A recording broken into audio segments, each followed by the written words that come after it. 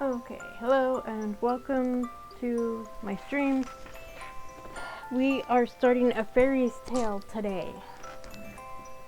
And a couple other people that I follow are streaming right now as well.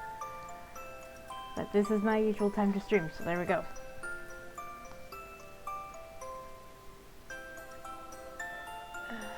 Okay, there we go. Okay, so A Faerie's Tale was a collaboration between Steamberry Studios, who did Gilded Shadows, When Stars Collide, and Changeling, and a few other creators. Jeneara, Feniks, Chimes Games, Crescence Studio, and TuffMallow are the other creators listed on the page for the Amare Games Festival 2024. So the game itself is a lighthearted and playful fantasy story about accepting change and finding a new home. The story follows Ael, a half-Sylph who has spent their life in seclusion in the forests of Lifthelm Mountain. They are forced to relocate to the town of Burn in the valley after a mudslide destroys their cabin and a family of frogs takes over the fireplace. Having never spoken to humans other than the grandfather that raised them, and having never dealt with human society, they are wildly curious about the new experiences and people they encounter. But a run-in with the city guards leaves them confined and waiting for a messenger from the Lord in charge of the area who may be interested in their magic abilities. Ale takes the situation in stride and instead focuses on getting to know the two caretakers, Silas and Glenn, as they attempt to teach Ale about the town and about living as a human. Will Ale escape, curse the town like a proper vengeful fae, bring down a goose apocalypse from the skies, or will they just fall in love? So there are 2 love interests, 4 possible endings, 58,000 words, semi-customizable MC, 3rd love interest to be added depending on interests, and there's content advisory.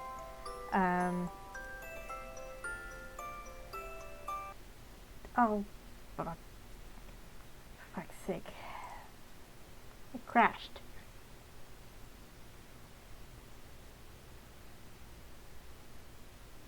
Hang on. I need to let my cat out of my room.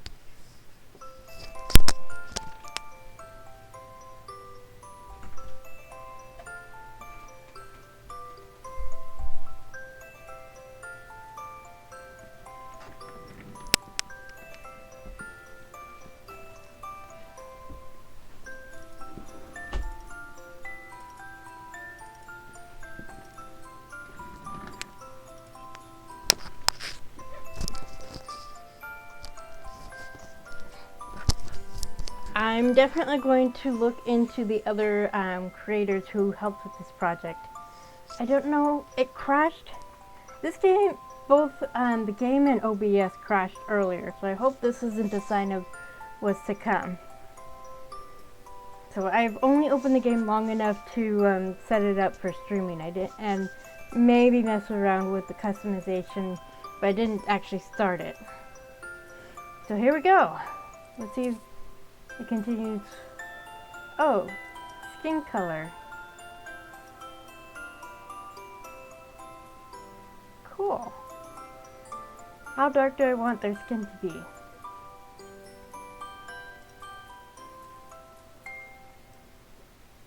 That's good. So it can be male or female, I guess. Yes.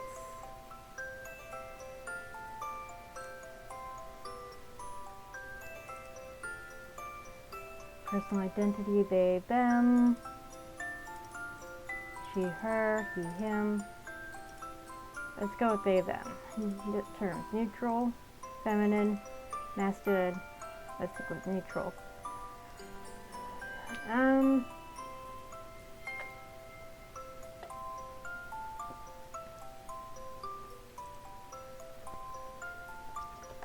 Let's go with no.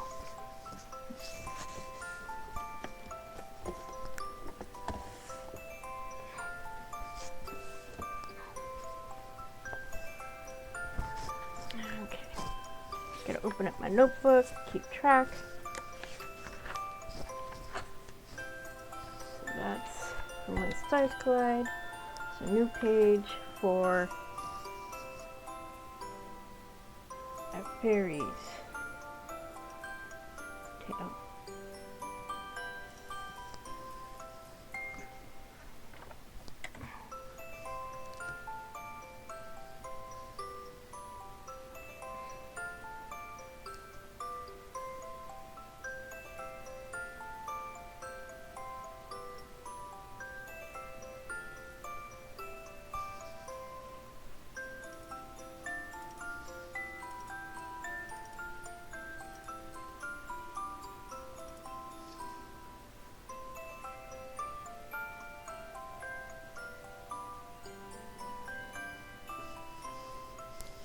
Okay, that's caught up.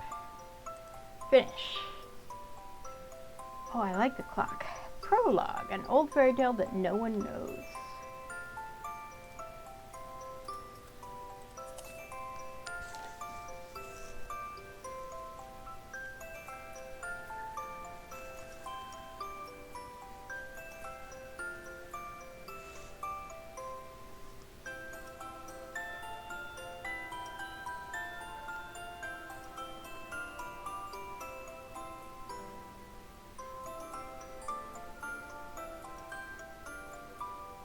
That's a long title.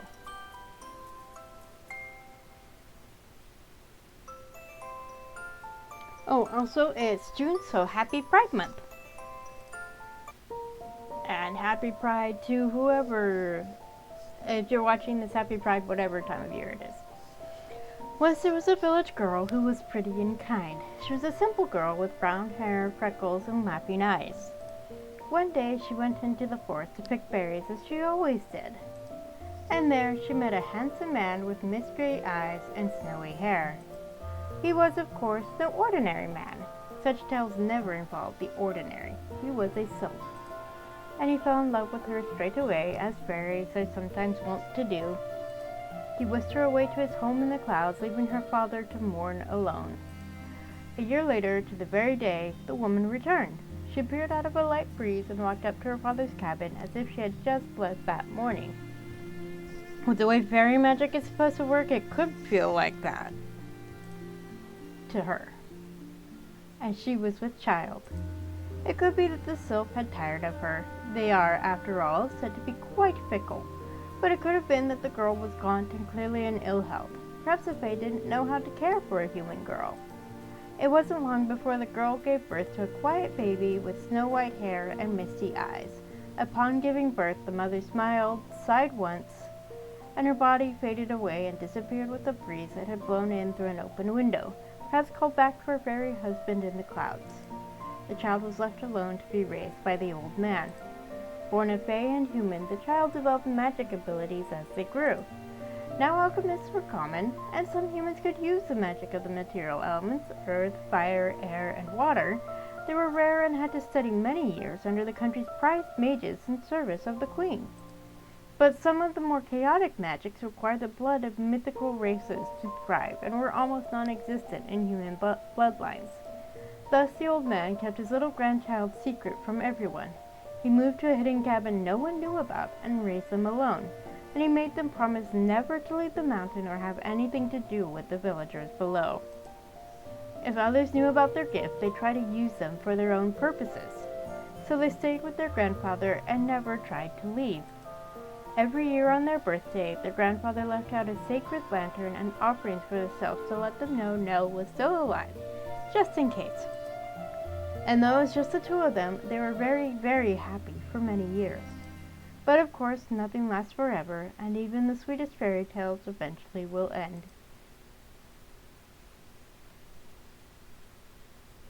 Part 1.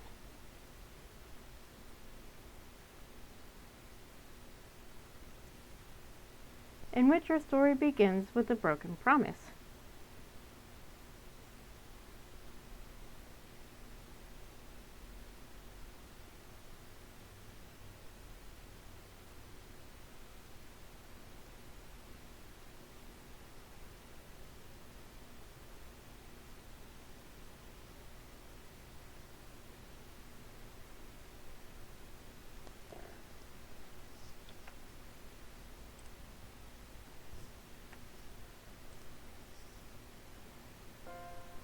I like the transitions. That's really cool. Here we go! Sorry, Grandpa. I'm afraid I'm going to break my promise this time. I stopped to look back up the mountain path. The cabin, or what was left of it after the landslide, was already out of sight. But unable to waste more time, I began to walk again. It would take most of the day to get to the village, and I had already wasted a decent part of my morning arguing with myself about whether I should go down at all. I first said no, then changed my mind, then went back to no, then yes again, as I packed what meager things could be salvaged from the cabin, cursing my poor luck, as if luck was a thing that could be cursed by the likes of me. This is pretty cute. I like this. It's like a gear from the clock, but with hearts. And I like the sound effects, but they're a little loud. Options.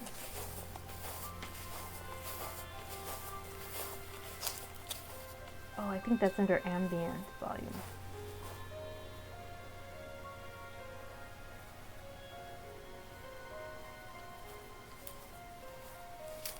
Okay. I should be grateful I wasn't in the cabin when the wall of mud hit it. I'd have been buried alive for sure, and no one knew I lived in that lonely cabin, so no one would have found me. It was all this rain we've been getting, of course. It happened every so often. A wet spring with endless storms and showers. Won't lose your mind when you see your favorite love interest? Actually...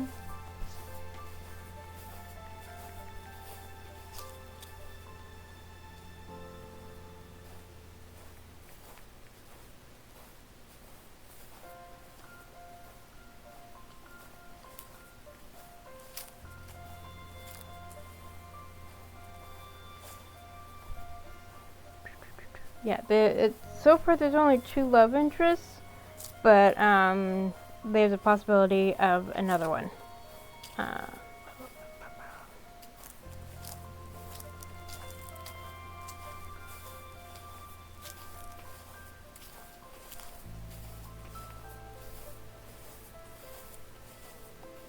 Oh, I forgot to say, this game is available for free from itch.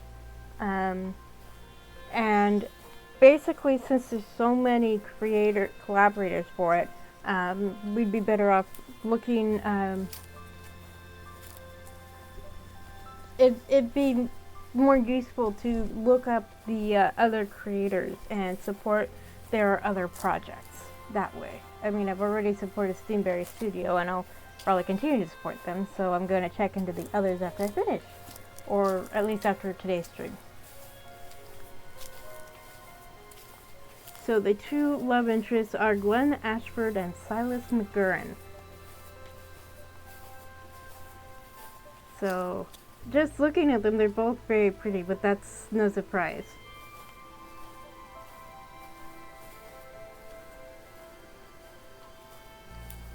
So I guess it'll depend on how they strike me when I actually meet them. The little clock, you mean this up here? This is actually a compass, isn't it? Oh, that's cute. I didn't realize that. That's so cute. No, that looks like a compass to me. But it could be a clock.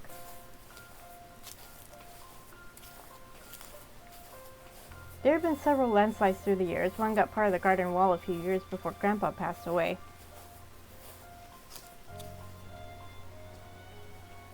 I will definitely be looking up the other developers, like I said. This one had taken out half the house, though, to be fair, the cabin had fallen into a bit of disrepair over the last few years anyway. I'd done my best to maintain it, but it was so much harder when it was just me. And now there was nothing for it. For 2 days I toddled in the wet and leaking ruins, fretting over what to do. I couldn't repair it on my own, and I certainly couldn't continue to live in a place where a family of frogs had taken up residence in a soggy fireplace. If not because I couldn't cook, then because their croaking through the night was going to drive me mad with sleep deprivation. So I was breaking my promise and heading to the village at the foot of the mountains. It was more of a town than a village these days. The last time I'd had a good look at it was around 5 years ago, before Grandpa died. But I'd seen it from afar plenty of times, watching it grow from huts to houses to winding stone streets and chimneys full of smoke. Even in the 2 years since Grandpa was gone, I'd gone no further than the highest ridge far above it, so I could watch the tiny villagers from above. Can't tell if it's a clock or a compass. Yeah, it's hard to say. I mean, it could be a clock, but it's still a cute way to bring down the menu. I saw hunters in the forest sometimes. I'd nearly been caught on more than one occasion, but no one ever saw me, as far as I knew anyway. I could run fast, and I knew all the best places to hide. And of course the animals would help me if I asked, though I hated to do it. After all, who would pit a poor animal against hunters armed with crossbows? Not to mention those new things, those loud weapons that spat smoke and fire, and round metal balls that had felled many an unsuspecting deer or fox. You mean guns? None of that mattered at this point, though. After years of hiding, I could hide no longer, not if I wanted to live, which I did. Thus I was making the long, difficult trek down the worn mountain path to the town that was so strange and yet so familiar to me. I had long since passed the highest ridge and was now nearly the place that marked the lowest I'd ever been. When I crested the hill, I looked with amazement at what sprawled below. Oh my gosh, the art is beautiful! I love the watercolor style. That's so cool. It's like a painting. Oh, it's the same for this background as well, but I guess it's more noticeable on this one. It's grown even more since the last time I looked. It circled outward from a dense inner district, houses of brick and wood with chimney stacks that billowed dark clouds into the sky. I know, it's so beautiful. I couldn't help but wrinkle my nose at that. There was a clock tower in the center. Last time I looked down, it had been a mess of scaffolding as I worked on it. Now it was complete, standing proud at the center of the town with cobbled streets moving outward like wobbly spokes. I'm assuming this is the clock tower in question, because that's actually a clock face. The edges of the town stood in stark contrast. It was messy, and the tidy houses gave way to rustic and farms. Streets transitioned to unpaved roads shared by carriages, sheep, and cows alike. And in the distance was the sea, the one thing humans could never change. Vast, calm, terrifying to someone like me, who felt more at home the closer I was to the sky. As I started down the hill toward that strange place, I couldn't help but wonder if it was going to be any easier to survive there than it would if I had just stayed on the mountain alone. Even so, there's nothing for it. I'll have to try it out and see what happens. That was all I could do. Gosh, the transitions are so pretty. I was beginning to worry about where I'd stay the night by the time I reached the edges of the town. It was growing late, the sky was tinged pink and purple, the low clouds were gathering. It was going to rain again. Or so the sparrows shouted as they flew overhead to find a place to roost for the night. And sparrows didn't usually lie. Now crows, you couldn't believe a damn thing they said. They'd fly through their beaks and laugh at you for being gullible enough to believe them, the cretins. But sparrows could be trusted. I guess if worst comes to worst, I'll find a nice stable to sleep in. It would probably be warm enough. I didn't think the horses or cows would rat me out. Probably. The rest, though, well, there was a reason for the saying, wasn't there? There was a twinge of apprehension when I first set foot on the beginnings of the actual road that led into town, but it was too late to turn back now. I could only press onward and hope for the best. A flock of geese was swimming about a muddy pond nearby in lazy circles, and I comforted myself with the thought that if anyone tried to harm me, I could probably get them to come and help. Geese were pretty much always up for a good fight. Goose game, anyone? Waterfowl seem to be the types. At least from what I've heard about geese and swans, they are nasty. They are mean.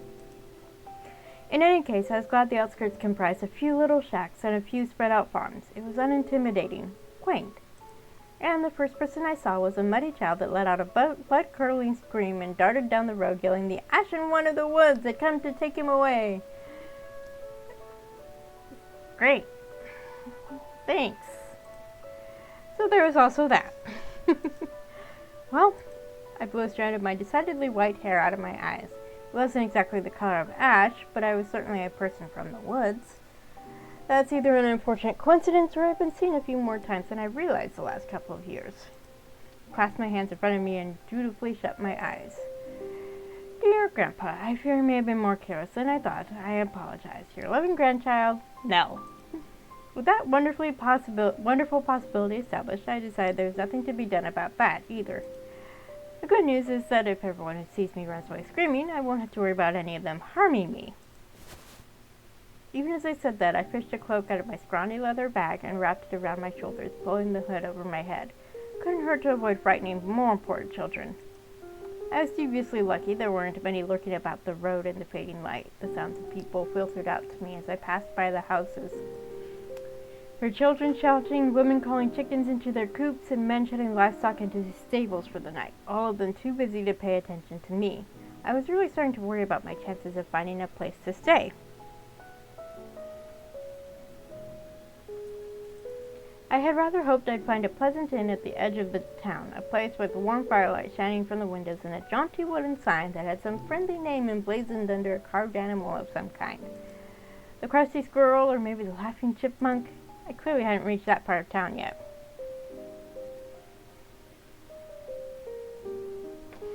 Hi, Ash! Don't worry about staying up to watch, but it's good to see you. I usually stream about this time because this is the middle of the day for me.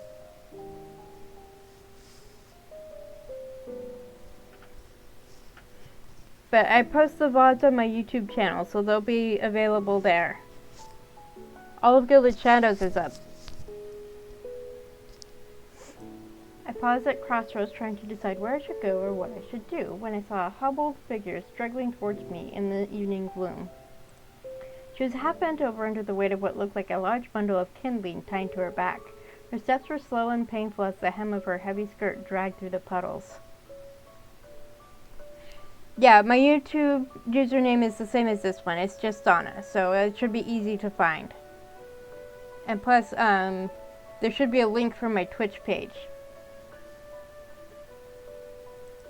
The poor woman.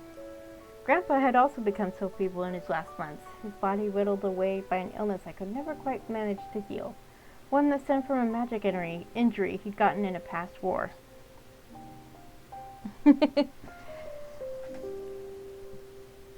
I tried to at least turn off my computer before like midnight my time. Don't always manage it, but I usually try to do that, and then I say I might read on my phone for a while before going to sleep. Should I offer to help her? It would be my first time speaking to another person besides Grandpa. Faced with that possibility now, I wasn't sure I was as ready as I thought. Oh, this is so cool. So I think this is supposed to be a clock up here since these two are similar.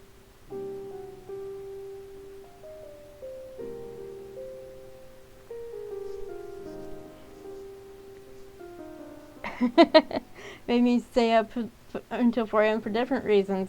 Yeah, sometimes I write too, but not visual novels, and sometimes I get into a groove and I don't want to stop. Though I did write something nonsensical a couple nights ago. I was like, okay, it's time for bed. It was like, this does not make any sense. I wrote something about Squirtle, and it wasn't even for Pokemon, so I was like, yeah, let's go to bed. Normally I roll dice to help me decide. I'm still gonna roll a dice, just to see. But depending on what I end up with, I might deviate. I just have to pull out a dice. Oh, here we go.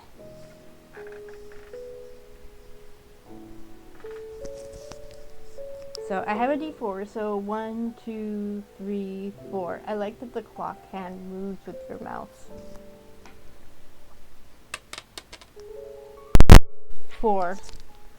I want to help the old woman, so I'll do that.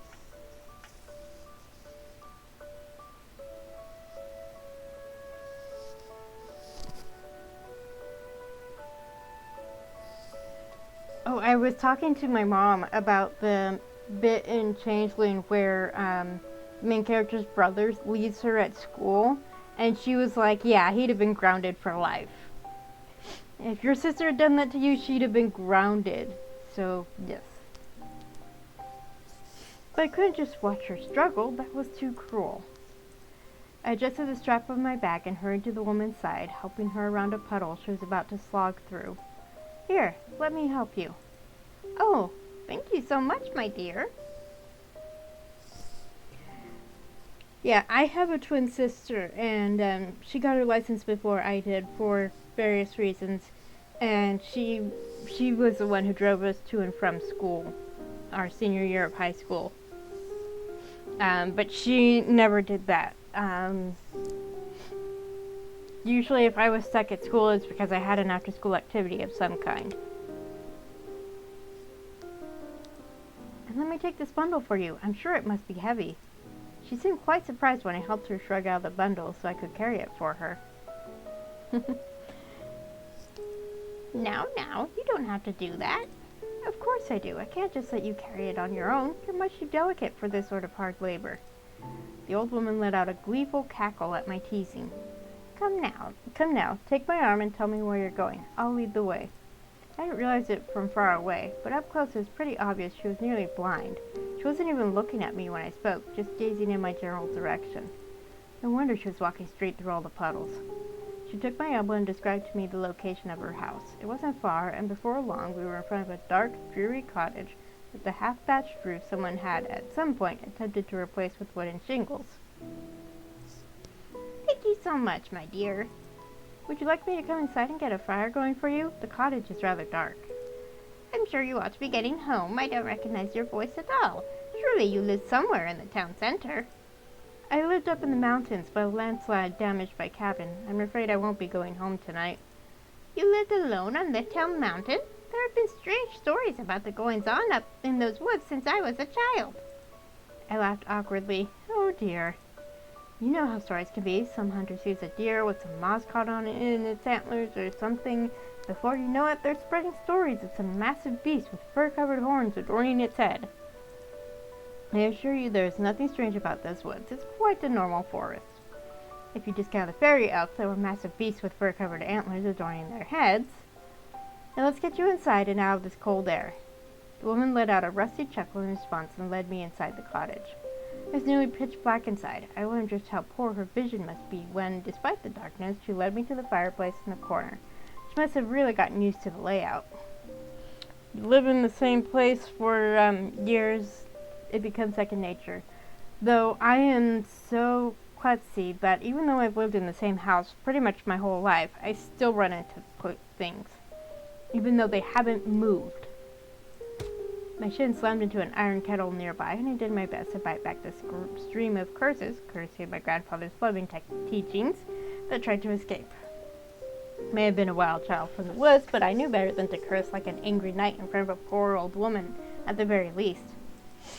Unbundling the bundle of twigs, I set about getting a fire going for the woman while she went out to get some water for tea. I protested, but she laughed and said she knew the way. At the very least, with her out of sight, starting a fire was easier. Even if I already broke one part of my promise, I very much remembered the other. Never let anyone see my magic. Ever. Not that I was some powerful flame mage, but create a little spark was something I could do even without an affinity for fire. By the time the woman returned, I was feeding bits of kindling to a happy little flame as it chattered nonsense in the fireplace and gobbled the wood as fast as its fiery little mouth would allow. Now you just step aside and let me make us both a warm cup of tea, and I'll get dinner going as well. You'll be staying the night here, of course. Oh, I couldn't. Of course you can. You've nowhere else to go, and I wouldn't let a wayward child kind enough to help an old woman to sleep out in the cold tonight. Then I suppose we'll count it as a fair exchange, and I'll gladly accept your offer. Good. Now you just sit right there and tell me more about yourself while I take care of this. So I ended up with a place to stay quite by accident. But sometimes the best things happen that way, I suppose. I learned the woman's name was Clarice, and she'd lived alone since the death of her husband a few years prior. That was something that most certainly hit close to home. I'm sorry, but the name Clarice reminds me of Silence of the Lambs. I know it has nothing to do with it, but that's where my brain went when I read the name. She had one cow, a bratty goat, and occasionally 2 chickens. Sometimes they were her neighbor's chickens. It depended on who won the argument that week. This week they were her neighbors. She was friendly and kind and grandmotherly. I thought that anyway, though I'd never had a grandmother. I liked her immensely, and when we bedded down for the night, I was thankful that chance or providence had led me to her. Truly good things happen when you left it to chance. Sometimes, anyway. Maybe in her past life.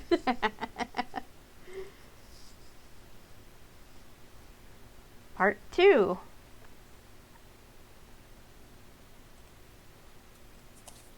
In which Nell sells in and promptly breaks another promise. She's just breaking promises all over the place, isn't she? They.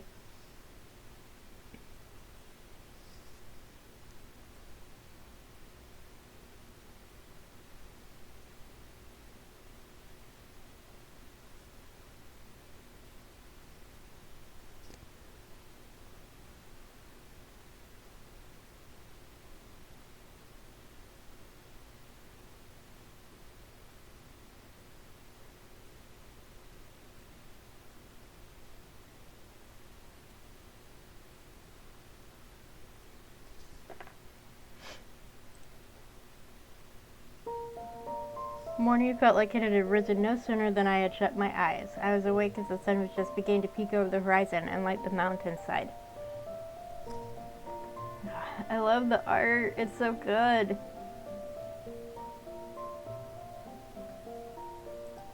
Clarice was already up and tending to the fire that had died down. Oh, let me help. I tumbled out of bed, trying to rustle my hair out of my eyes. Clarice just laughed at me, trying to hop into my socks before my poor toes froze in the chilly morning air. Would you like me to do the milking this morning? I had goats before. I bet a cow isn't that different. I'm afraid Donna's milk is all but dried up, and Bert would be quite affronted if you tried to milk him. But if you wouldn't mind bringing in a pail of water from the stream out back? I used the last of it when I put the kettle on a little while ago. Of course. I quickly tied my hair back and took the pail from her outstretched hand. Laying myself out the back, I took a slow look around as my breath frosted the morning air. Mist was rising up from a distant pond. Winter's chill had its claws sunk deep into the spring this morning, reluctant to let go. Yeah, the art for all the games have been really good, both for the sprites and for the backgrounds. I shivered and made quick work of getting the water Clarice requested, but frankly, I really just wanted some milk with my tea. Bert the goat may have been a lost cause, but Donna the cow, I might be able to do something about that, no matter how old she was. It could only take a little magic, just a little, and I could fob it off as a bit of a miracle. No big deal. As I sat at the rickety stool and coaxed the cow to humor me, I couldn't help but notice just how poor the condition of Clarice's little cottage was in the growing light of day. It wasn't just shabby, it was quite falling apart, in that sad little garden. But the town looked so impressive from high above. That's the thing, it looks great from a distance, but once you get closer, you start to see the flaws.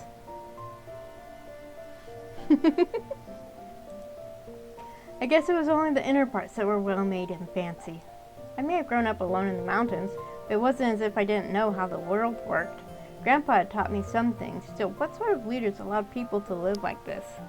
Oh, you sweet summer child, you have no idea. It was infuriating, to put it bluntly, but what could I do about it? My mild fury wasn't going to change the world. So I focused on milking Donna, because that was something I could do. I made do with about half a pail. Probably would have been pushing my luck if I filled the whole thing. A huge hole was rusted in the top anyway, so I couldn't have regardless. With that and the bucket of water in hand, I let myself into the cottage to find Clarice in the middle of making tea. We spent the rest of the morning getting to know more about each other. I learned a fair bit about myself as well, about my grandfather. He'd come up quite by chance when I mentioned living in the mountains. I'd known he was a knight. I hadn't known he'd been a rather famous one. He made quite a name for himself in the war some decades prior, and again when he became a highly sought-after teacher for the next generation of knights, and the generation after that. Though that was after he'd returned to the town to settle and marry the love of his life, my grandmother, whom I'd never met. Clarice had known her, though. She was a fiery-haired woman with laughing blue eyes who had died in childbirth, like my mother. Well, we didn't know that for sure. My grandfather always felt maybe the Fae had just taken her back, but I had always thought he told himself that so he wouldn't have to grieve for her. I knew he'd made a little cairn in the woods, next to the one for Grandma. He never told me about it, but it was there. I'd put his on the other side of it. My heart! At any rate, I'd never known he was so famous, even more so for the fact he became a mountain hermit and rarely even made his way down to the village the last 2 decades. It surprised everyone when he'd taken 2 students again some 16 years prior. That made sense. I still remembered those 2 boys. He'd walk down to a field closer to the village than our cabin and spend hours training them to fight. I'd go with him, but of course I had to hide in the trees and not be seen. Sometimes I'd play, sometimes I'd watch the lessons. He met them every day almost, from the time I was around 4 until I was about 11. Then the boys stopped coming, and Grandfather said there was another war. They had gone off to serve Queen and country and all that. I didn't visit the field for a long time afterwards, not until after Grandpa died. At any rate, I didn't tell Clarice about any of that, or who I was, though I think she probably knew. She didn't ask me any questions about it. Perhaps she didn't have to. It was well known that Grandpa's daughter, the only thing he'd had left of his beloved wife, had disappeared and was never seen again. That wasn't quite how the story went, but as far as the townsfolk were concerned, she'd just fallen into the river or something. No one knew the truth, and no one knew about me, of course. I actually had a cousin who fell into a river and died from it, because he hit his head on a rock in the process, and basically drowned. But that was years ago.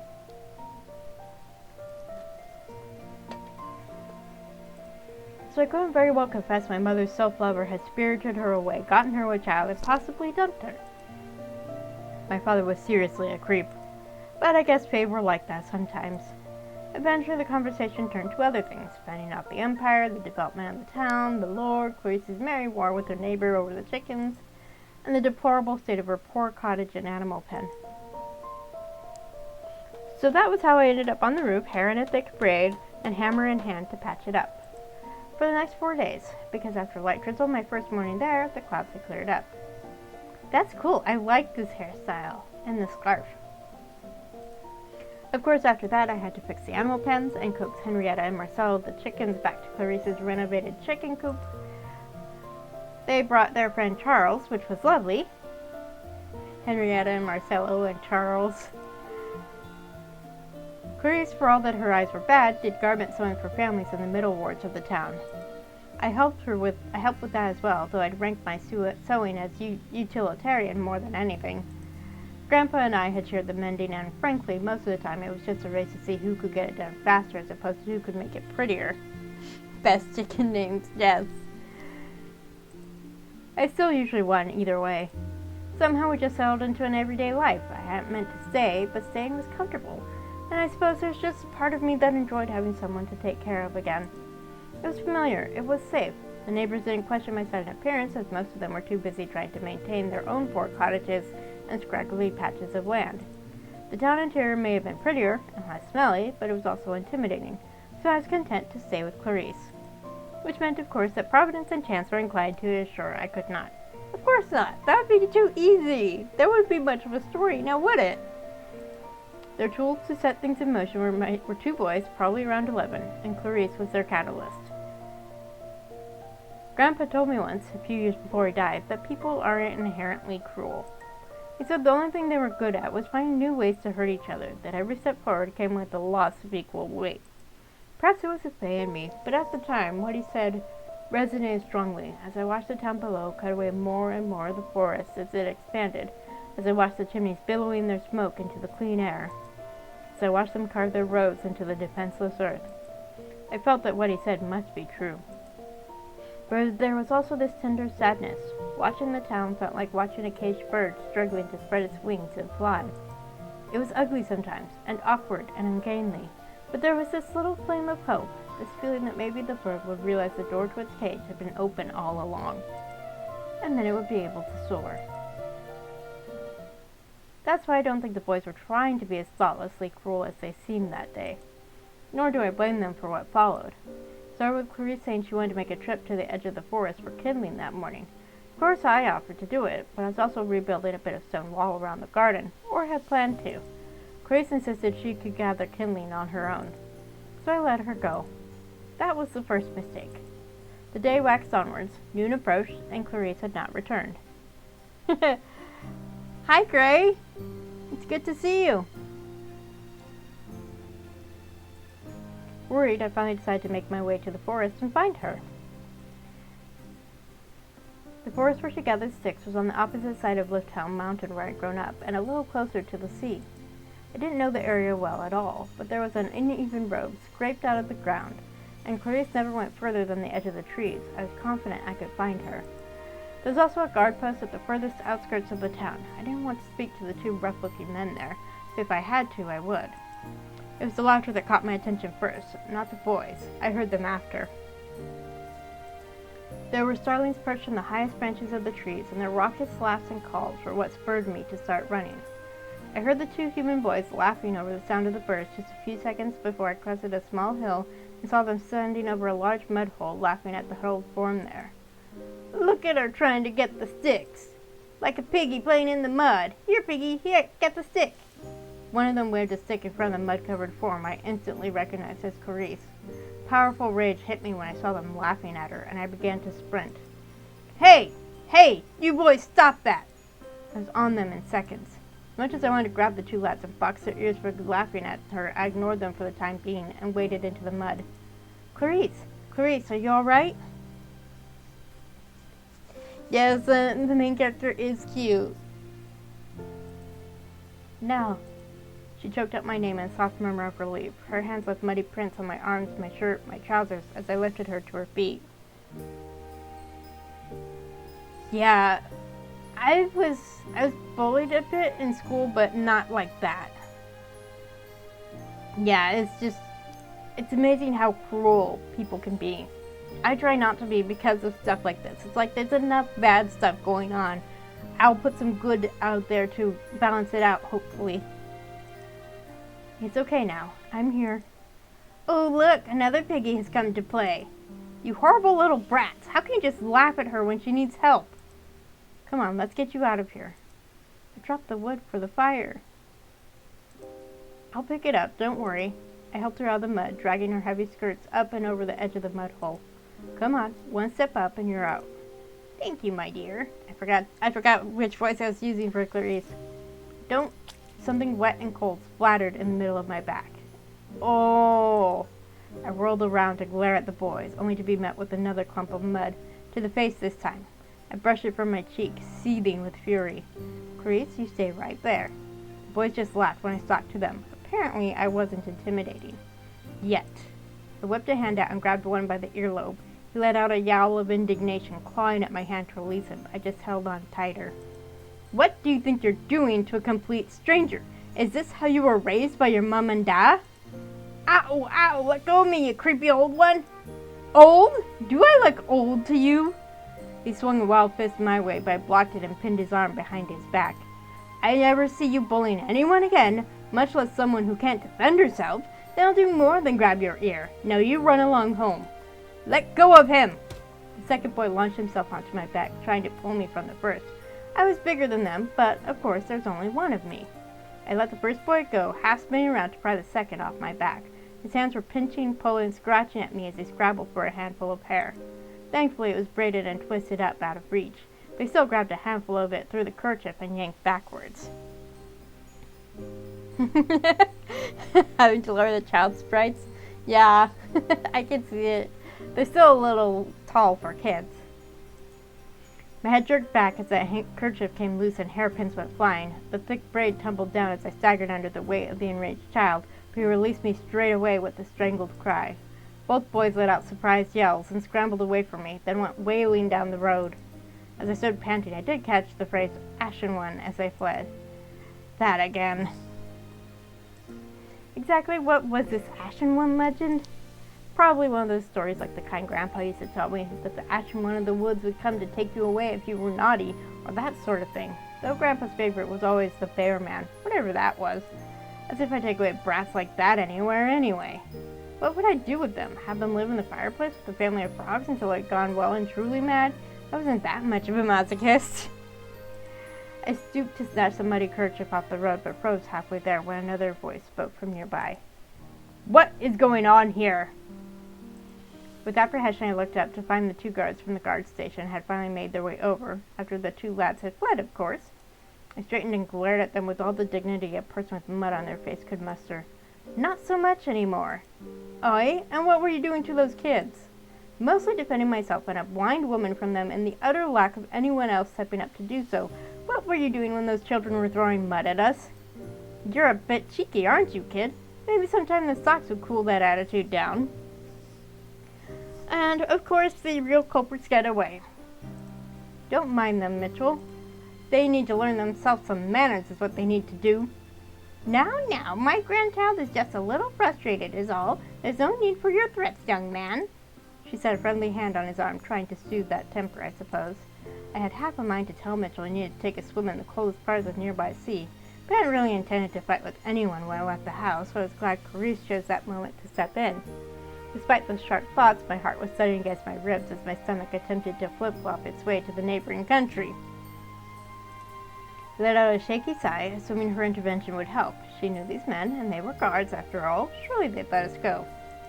We'd pick up her kindling wood and return home so I could get us both cleaned up. I have a feeling this is not how it's gonna go. Just a feeling. But no, in that moment I placed far too much faith in the goodness of the city guards. Looking back, I'm not sure what I could have done differently. Perhaps I should have called a blight down on the boys from afar as punishment, never lifted a hand against them otherwise. At any rate, Mitchell, the charming man that he was, shoved Clarice to the ground. Don't touch me, you old fool. You smell like a pig trough. Hi, James. I'm very popular today.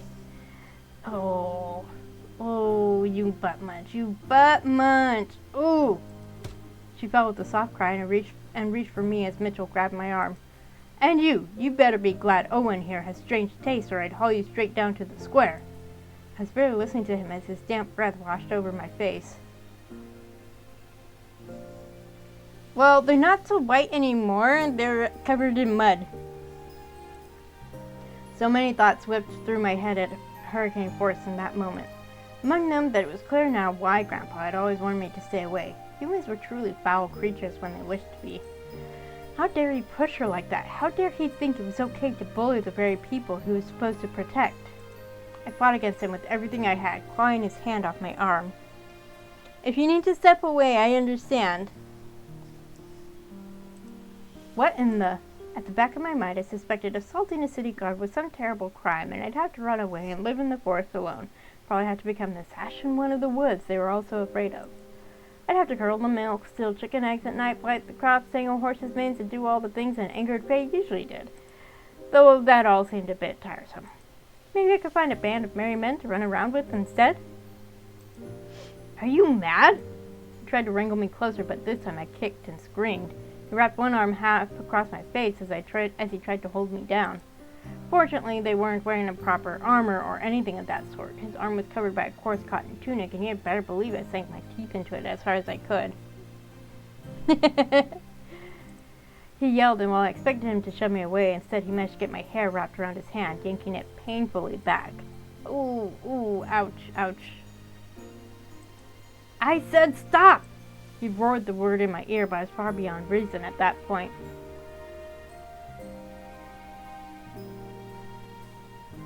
Rude man, are you mad? Me, yes. Owen, stop your damn laughing and get over here to help. You need help wrangling one wisp of a kid? He let out a dry chuckle, and I heard rather than saw him draw a weapon. I had no idea where Clarice was at this point. I could only assume she was still on the ground. It was the sound of that blade being pulled out of a sheath that did it.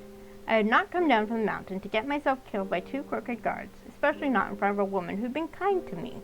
And who even knew what would happen to Clarice after I was gone? Would they kill her too? In that moment, I wasn't sure. I craned my neck to see what Owen was doing. I could hear him coming closer, but couldn't actually see him. Get back! The man didn't obey, but I wasn't talking to him. A powerful swirl of icy air descended on us. My father was, after all, a sylph.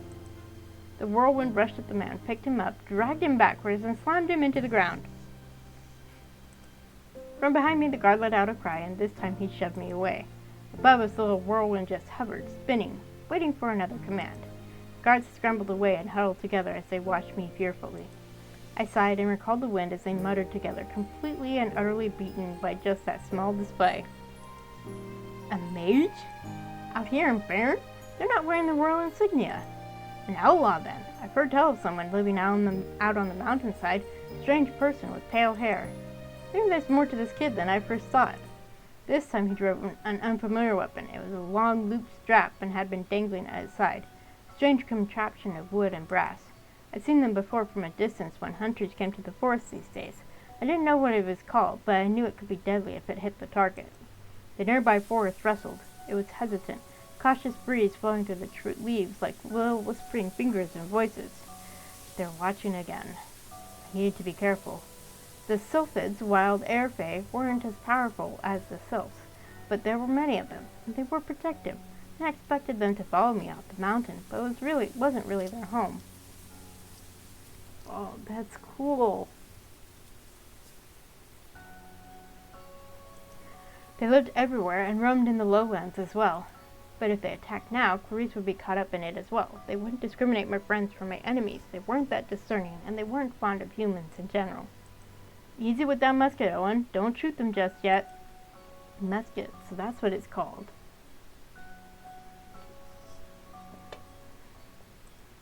I didn't like those things at all. Why don't you tell us who and what you are, kid? A mage sent from the queen? An outlaw? Worse? If I'm worse than an outlaw, you shouldn't point that thing at me. Okay. Time for the dice again. 1, 2, 3, 4. 4 again. If I'm worse than an outlaw, you shouldn't point that thing at me.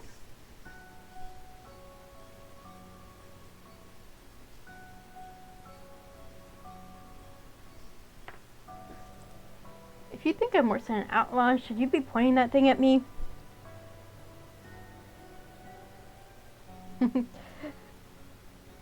9 p.m. and their kids younger and older than mine outside screaming their heads off. I'm trying to bring my kids to bed, which of course means your kids don't want to go to bed. I tilted my head ever so slightly to the weapon in his companion's hand. I truly did want him to lower that thing and stop pointing it my way. But unfortunately I realized too late that was the wrong thing to say. He must have taken it as a challenge. Owen fired the weapon. I let out a startled yelp and covered my ears at the thunderous sound. The shot struck the ground in front of me. Behind us, the leaves rattled ominously. It felt like sitting between a tiger and a wolf, each ready to pounce. My goodness, what's going on out here? The hell was that? Gunfire? I spun around at the sound of yet another voice. There were 2 men there, standing not far from your neighbor's kids screaming in the hallway and running every day. Oh, I am so sorry. Oh, yeah. Having a routine certainly helps. Definitely. Even if you don't have autism. As if they just come down the road through the woods and happened upon us by chance. Maybe they were coming from that tower I could see in the distance over the tops of the trees. They're both so pretty. A strange sense of familiarity washed over me as I studied them both. A tall, broad-shouldered man with dusty blonde hair and a slighter, dark-haired man with kind eyes. Both guards straightened at the sight of them, slamming their hands to their sides as they stood rigid in the road. And with that, the tension seemed to evaporate. A little, anyway. The trees still rustled, and certainly the Sylphids were still wary.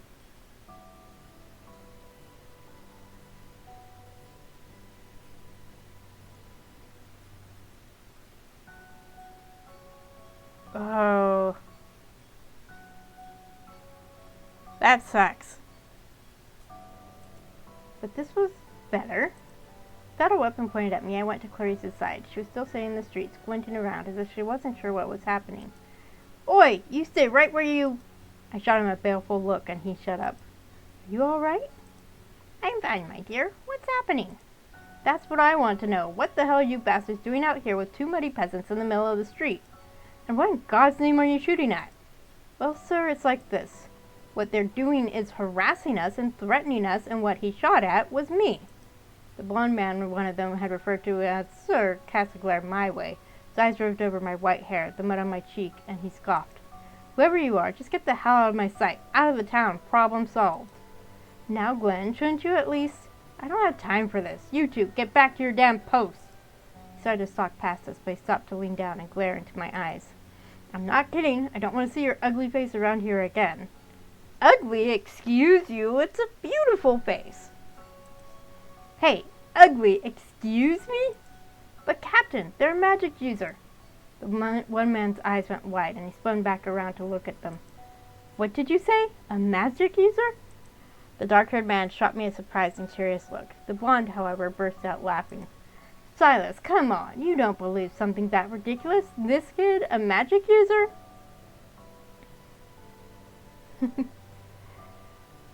No, I understand. Sometimes you just have to rant. Or ramble. He turned back to me, wiping faux tears from his eyes. How old are you, kid? 12? 13? What? I spluttered indignantly at the very idea. I'm nearly 20. That just made him laugh even harder. 'Cause she's tiny. They're tiny. I get that. I am tiny too, and people always misjudge how old I am.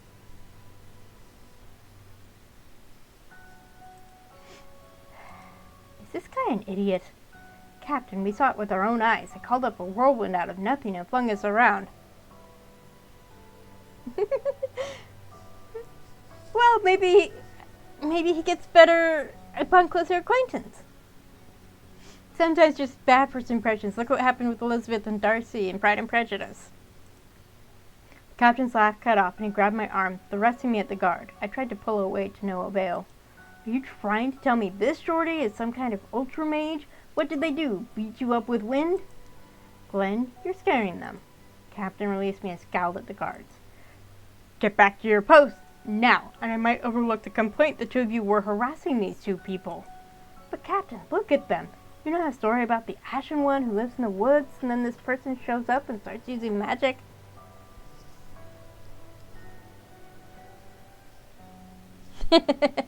I always love Slender types. That's why I always include one. Yeah, I won't say how old I am, but people consistently think I'm 10 years younger than I actually am. I was graduated from college and people thought I was still in college.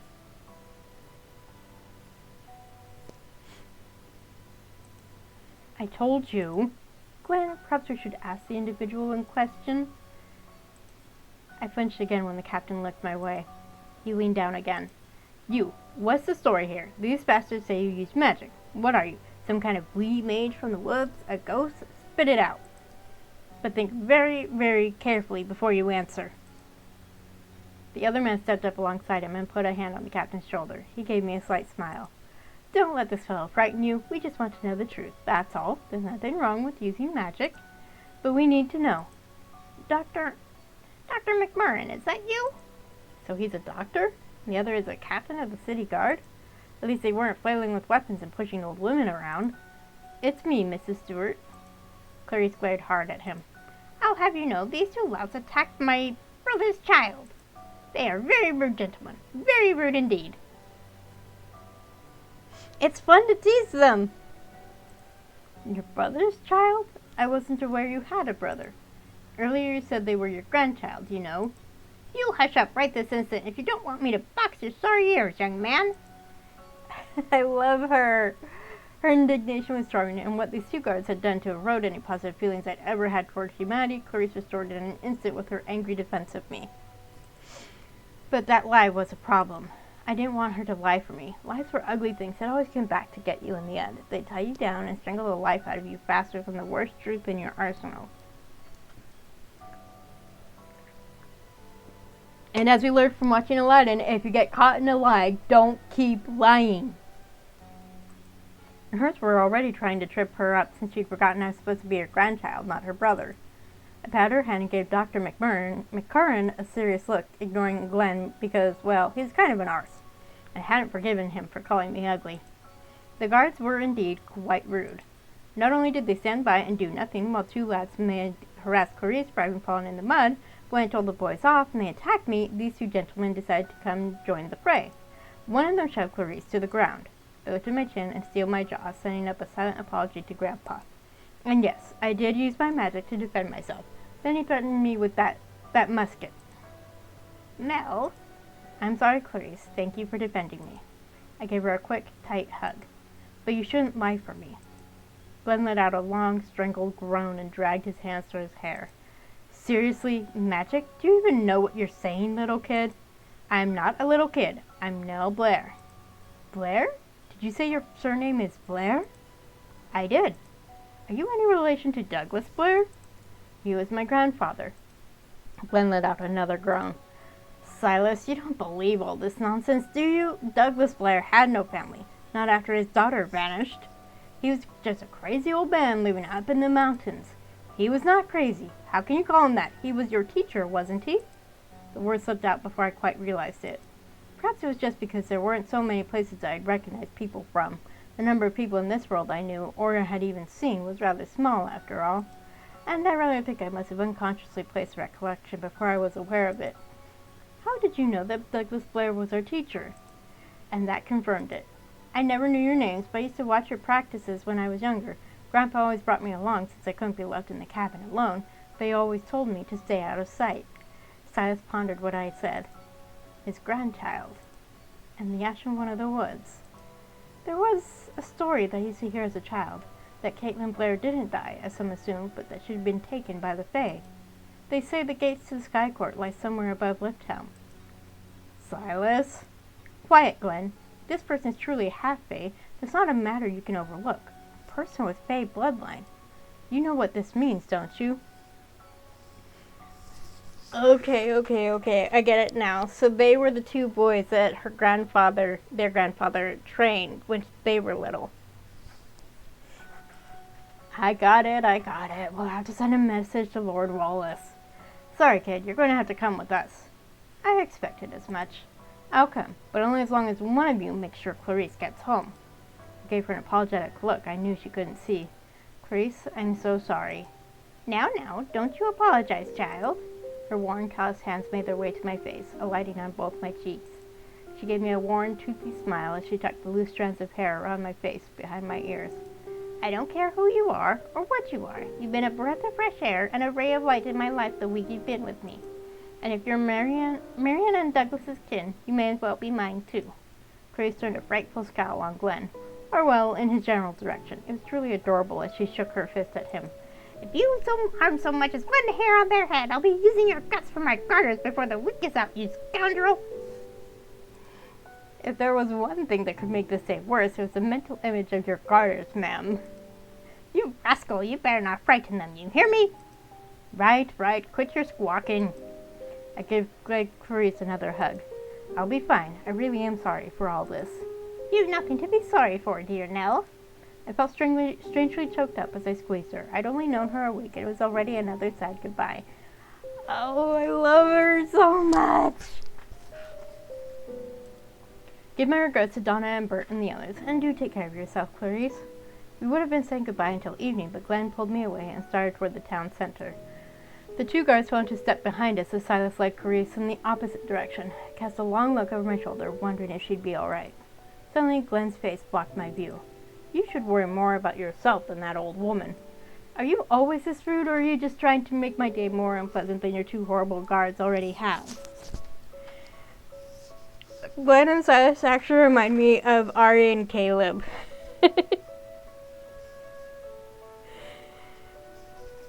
Except Glenn's the grumpy one this time. The grumpy kidnapper.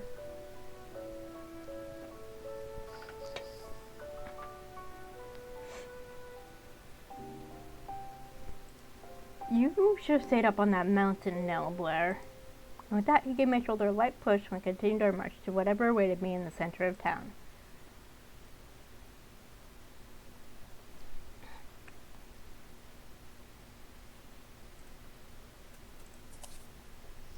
Part 3.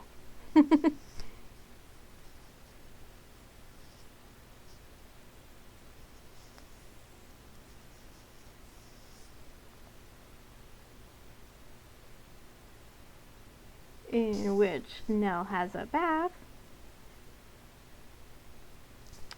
I can spell freely.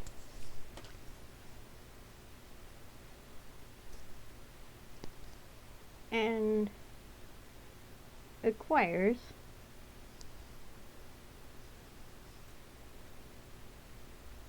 a guide, and a guard.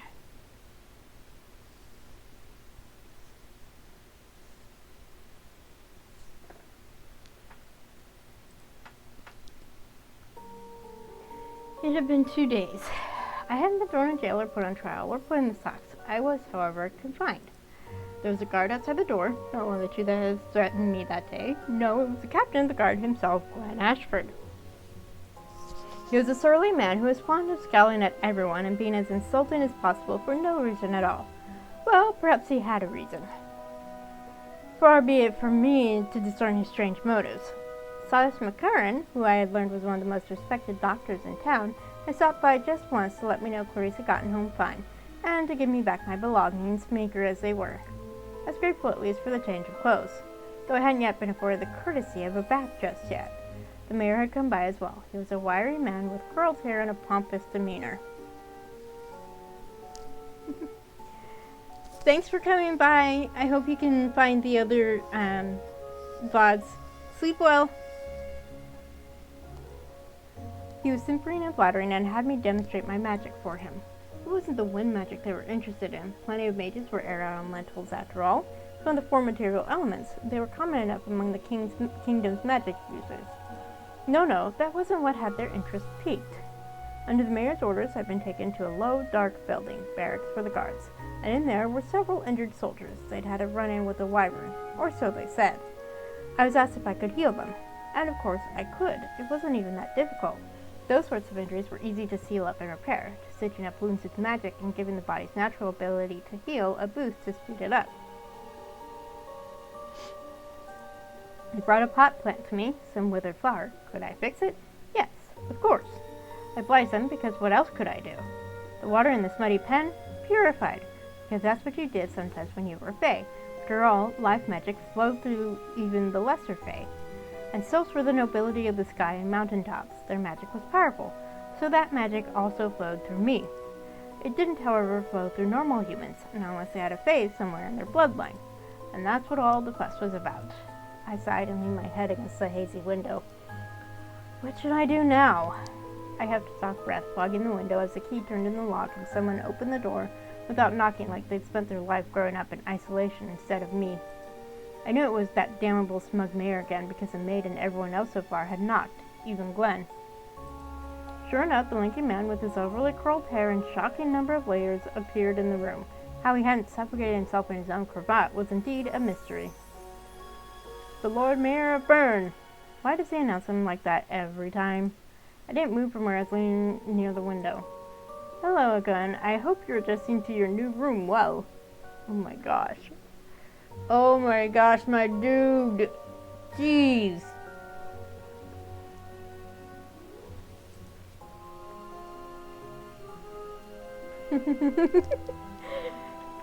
Oh, the possible answers. I love them. This requires different dice. Okay. So I have a d6. 1, 2, 3, 4, 5, 6.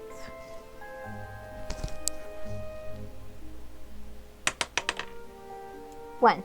Is that better if I was allowed to bathe?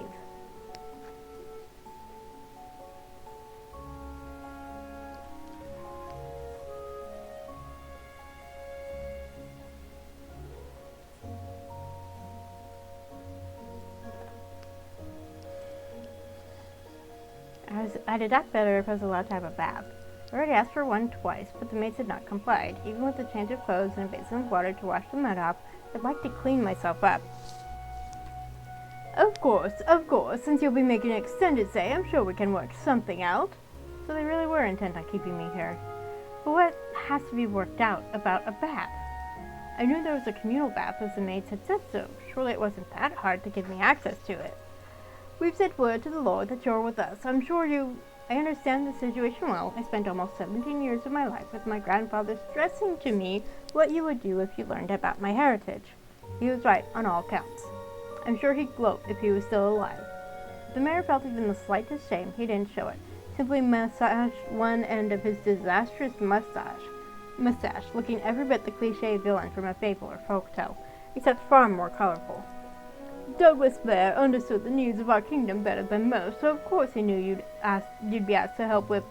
I was asking if you're attempting to hold me captive? Of course we're asking. You have the ability to leave this place if you wish, do you not? He was still smiling. He never stopped, it would seem. His eyes were cold as flint when he said that. Though I'm sure that woman was it Clarice? I'm certain she would be sad to lose her new accommodation at my manor. The little cottage there is ever so much more pleasant than the muddy place where she was before. So, he was dropping the axe this time. All of it. I already known about Clarice being relocated. The rock doves had mentioned a blind beggar woman being led to the mayor's house on the hill. Clarice wasn't a beggar, but she was blind, and I had suspected they were taking her for use as a hostage, to make me mind my manners. Which was frustrating because if they had asked me to meet the Lord, I'd have had no reason to say no.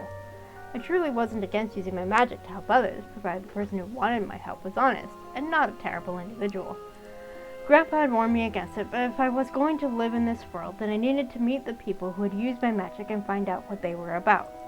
Grandpa had feared the loss of freedom that would have been imposed upon me, but I had always felt that if I found a place I wanted to be, I'd be no less free than I had been when I wasn't permitted to leave the mountain. That's why it disheartened me that they stooped to these kinds of methods to make me comply, locking me in a room, threatening Clarice. I finally stood, smoothing my clothes and lifting my chin. I'll wait here then, and speak with your lord or his men if he so wishes, and in return you will care for Clarice, until the very end. Of course, you will care for her until the very end. You will not harm her by action or inaction, neither directly nor indirectly, until her natural end. Oh wait, her eyes, they changed. Their eyes. You will not relax in this promise, mortal. Do we have an agreement? The words were heavy like chains that led to the floor in front of me. I didn't look away from his eyes as I spoke. The mayor hesitated for a moment. Perhaps he sensed that this was more than a throwaway promise, that it wasn't something he could just forget when it stopped being convenient. Perhaps he felt the widening jaws of a promise that could come back to bite him. But as humans often did, he only saw where he could profit.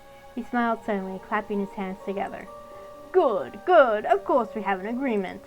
It will take at least 2 weeks for the messenger to get there and back, I believe. In the meantime, I've decided we can't allow you to meet the Lord in your current state. Well, I did ask for a bath. I was a little indignant about that, thank you. You know nothing of the world off that mountain, nothing of our ways and customs.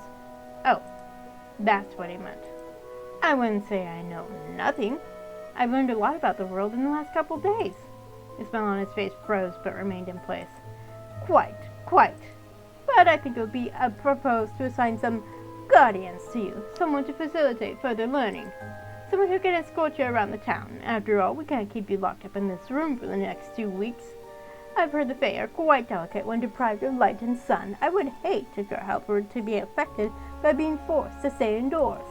I believe the Sylph lurking in the forest would be equally distressed by such a happenstance, though already a bit on edge from my having been taken away in the first place. He faltered slightly at that bluff, much to my delight. To be honest, I had no idea if the Sylphs were even loyal enough to worry if they didn't see me. Better not touch Grease, don't give me a reason to be a villain.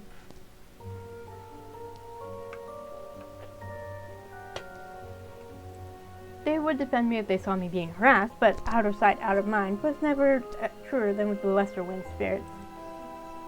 The mayor didn't have to know that, and fortunate for me, he didn't know that. He cleared his throat, making a quick motion with his hand. There was rustling from the hall. 2 familiar faces stepped into the room, one scowling and one smiling gently. I believe you've met the captain of the city guard, Captain Glenn Ashford, and Dr. Silas McCurran. I think I said McMarron or something earlier. Oh, we've met. These 2 men shall look after you, guardian and guide. Neither one looked pleased with the prospect of babysitting me. I could understand that. I suppose I wasn't pleased with the prospect of being babysat.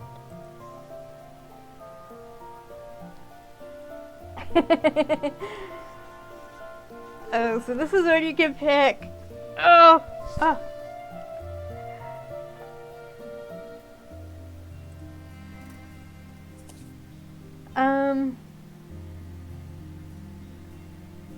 I'm not gonna roll. So far I like Silas better.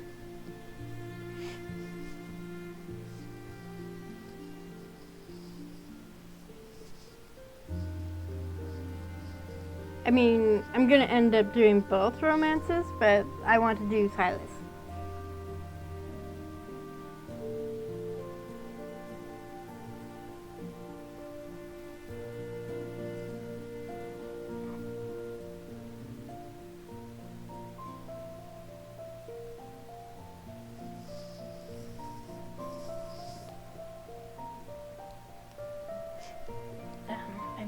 I did save, yes? Yes.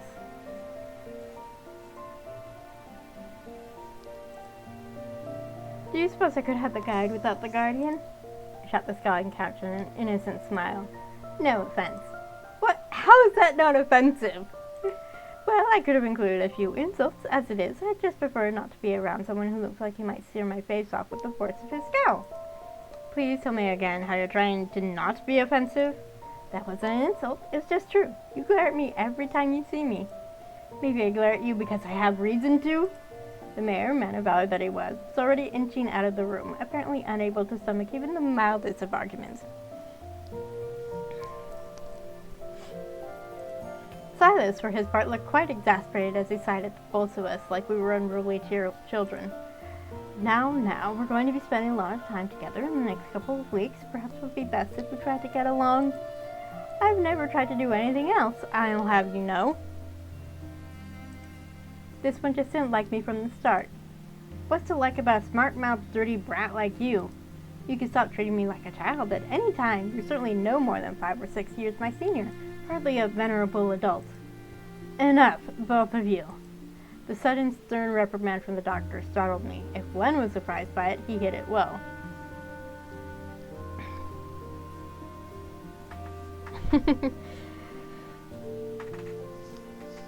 Wait, there's a both route?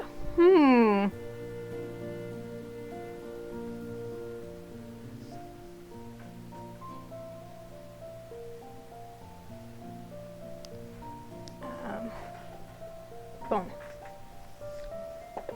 One sec.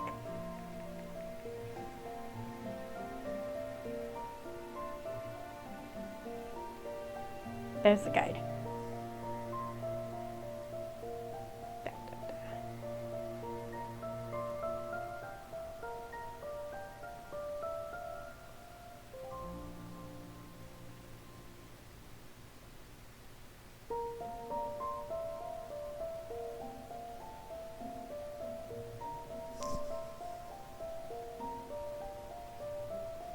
Right, I can see there's just the 2 routes. Okay.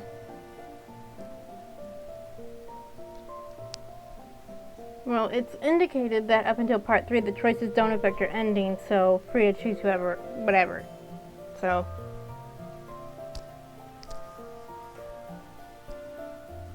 Okay. He just looked away, scowl darker than ever. The mayor was out the door already, apparently having no stomach for even the mildest of arguments. Silence just gave us both a pained look. Gwen, must you pick a fight with them every time you see them? Yes, Gwen, must you? He made a disgusted noise in his throat and crossed his arms over his chest. Shades of Cassandra Pendergast, anyone?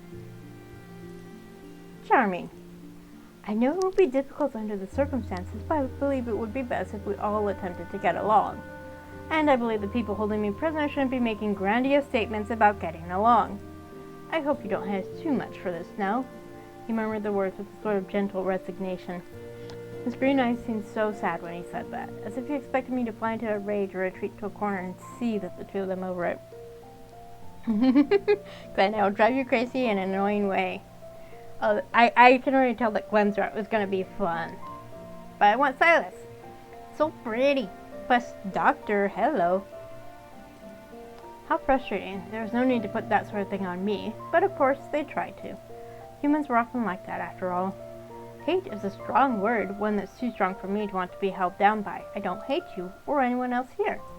I'm not going to blight your crops or call up a gale to destroy your homes. I'm not interested in those things. That's good to hear, but I suppose you still don't like us either, even if it isn't hate. Do I have to like you? I'm not fond of being held prisoner. That's what's happening, though your mayor is loath to admit it. He likes to comfortably pretend his hands are clean. Then why do you stay? You could surely escape with your powers. Yes, your mayor pointed that out as well, but how could I, given that your honorable Lord Mayor is also holding Clarice hostage at his banner? So no, I don't believe I could. Hostage? What do you mean by that? Oh, you didn't know? I suppose it was to ensure my cooperation. Your honorable mayor doesn't have an ounce of honor in his body. Glenn let out a harsh bark of laughter at that while Silas leaned back to peer out the door, probably checking if the mayor was out of earshot or not. You don't mince words at all, do you? It's not my nature to lie, no. Ah, yes, I forgot the Fae can't lie. I'm only half Fae, you know. So you can lie? I prefer not to. Besides, if you want to deceive someone, it's easy enough to do it with the truth as long as you're smarter than they are. And that doesn't come with any of the drawbacks of a lie. I'll remember that. I clapped my hands, wanting to be done with all the depressing talk. Now then, as much as I hate to be a bother, there is one request I'd like to make. And that is, for the love of all that is holy and good and light and just in the world, can I please have a bath? Right?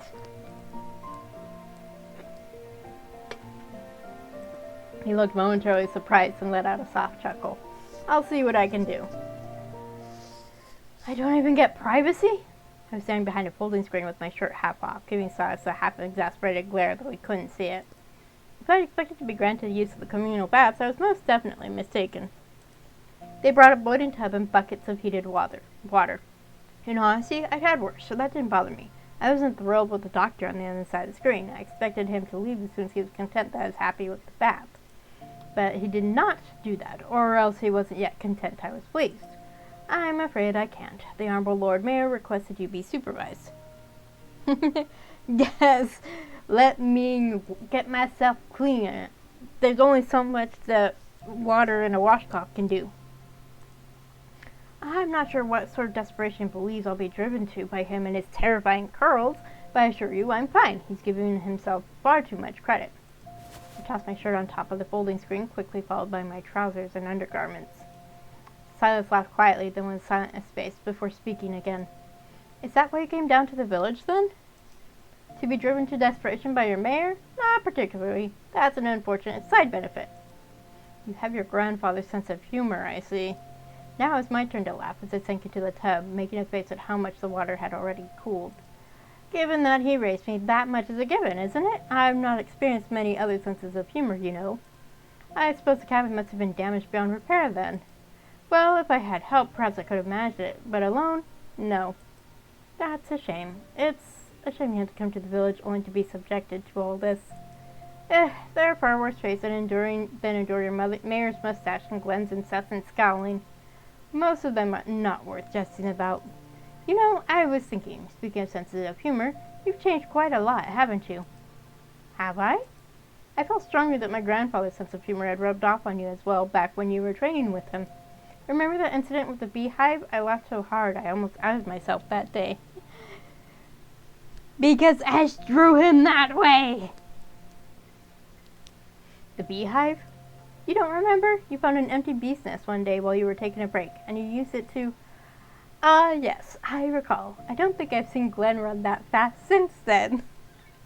So he's got a wicked sense of humor under it all. I love it. His voice brightened for a moment, but the humor evaporated all too fast. That was a long time ago. Yes, back when you and Captain Cranky still knew how to smile properly. Captain Cranky. The same as Grumpy Kidnapper. Many years lie between that child who could laugh and this grown man. Many years in a bloody war. It isn't that many years. I suppose I can't deny the war likely involved a lot of blood. They generally do. But you know, Grandpa saw more than one war, and he still laughed. I am not the man your grandfather was. I suppose that no one is. After all, everyone was just who they were, and the only one who could be Grandpa was Grandpa. I believe I'll wait outside if you don't mind, since there's no danger of you coming to harm. I suspect you might like some privacy in which to finish your bath. Captain Cranky and Grumpy Kidnapper, best names. Yes. I didn't have time to argue. I was out the door in 2 quick strides, and I was left alone to contemplate a war that had stolen the smile of the prankster I remembered from my childhood. Well, obviously something awful had happened, something more terrible than just the war itself. Excuse me. Grandpa had also seen a lot of death. He could catch the shadows of those horrors in his eyes sometimes when he spoke about his career as a soldier, which was rare. And sometimes just when he stared at the firelight late in the evenings, a look would pass over his face and you knew he was hearing the clash of steel, feeling the horror, and listening to the screams of his comrades. Sometimes he would break that mood with a hollow laugh, the kind you knew was only there to drown the memories. Silas, though, it felt like maybe he wore those same shadows every day, all day, not just in introspective moments. Maybe he hasn't learned to push that aside. And it made me wonder what was different about his experience that affected him that way. Just different people have different reactions sometimes to the same thing. And thus began the wait. A 2-week or so period where I would stay at the inn waiting on some messenger from the Lord. I was content to idle it out and see what happened. At least I might learn something about living with humans in the process. And at the end of 2 weeks, well, we'd see what would happen then. Part 4. In which Nell goes on a date that isn't a date, or doesn't.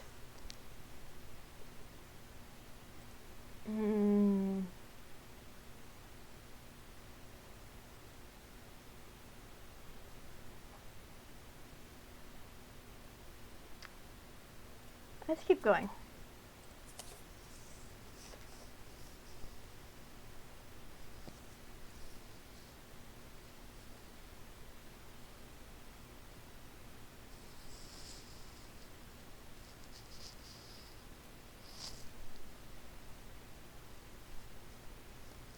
And Twitch decided to crash on me instead.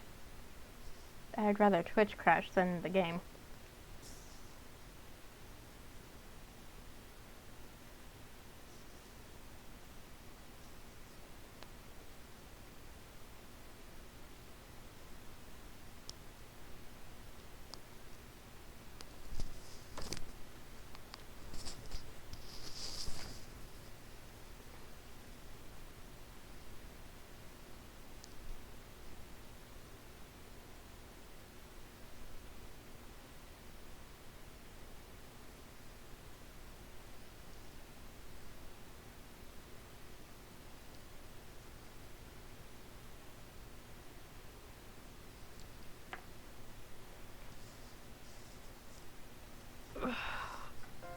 I was up with the dawn, as was my wont. Normally I'd awaken and go out to enjoy the cool dampness of night fading to morning, feel the breeze as it peeled back the shadows to reveal the day, which watched as the sky shut down as if a blue dome slid over the world to shut out the stars.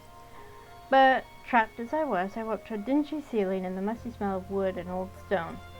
Charming. It could have been worse. There could have been frogs merrily chirping away in the fireplace, but awakening to the joy of monotony wasn't something I was thrilled with, frogs or not. On a positive note, a little while after I was up, the maid brought in my laundry, freshly cleaned and smelling like the sun. And after I was dressed in my freshly cleaned clothes, my supposed guardian and guide arrived bright and sunny as the day outside. Well, not really. They both looked more like they'd rather be experiencing the plague than babysitting me. But I didn't really want to spend time with them either, so in the end, it balanced out quite nicely. Everyone was unhappy, which in turn quite amused me, so my day brightened up. Being a nuisance to people who weren't quite on my good side thrilled my little fey heart. I'm just saying I don't see a reason to keep them cooped up in here all the time. It would be beneficial to allow to see the town. That is precisely what the mayor wanted us to do, otherwise why would they need a guide? They can see the town from the window. Glenn, I don't want to let them out so they can go argue with a goose or something. Excuse me, I don't argue with geese. Everyone knows it's pointless to argue with a goose unless you want to get bit when they lose. Geese are very sore losers. Glenn glared at Silas, unamused with my interjection. The townspeople are going to think they're crazy. As the authoritative voice on the general well-being and health of the townspeople, I think everyone will survive. That was a good counter, and do you have a clever retort, Glenn? You know, I don't like you. Well, now my day is ruined. Oh my gosh, I love their sass. It's so good. No, I'm sure you don't need both of us to give you a tour of the town. Would you like to accompany me? You can also go with Glenn if you like. Clearly, I'm obligated to select Glenn.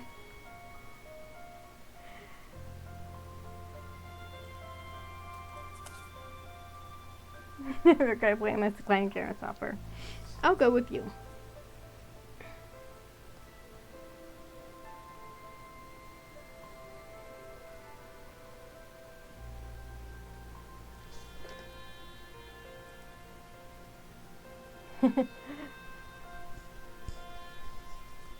So, of course, this is where you pick a route. Oh, I'll go with you, of course. I wouldn't want to embarrass Captain Cranky with my wanton and strange fairy ways. Captain what? You heard me. Silas said between us before we could start arguing again. Oh my gosh, the glance route is going to be so much fun. I highly doubt either of those words describe you, Nell, but I'd be happy to escort you. Wait. Okay. I forgot which two words I was laughing so hard. Just stay out of trouble, and Silas, keep an eye on them. I don't trust them not to run off the minute you're not looking. You're not out there to be everyone's doctor today. If they take off, you'll never catch them. You gotta practice these days. Glenn gave me a pointed look I assumed was a warning not to take off. Thank you for the warning, Glenn. I'll bear it in mind.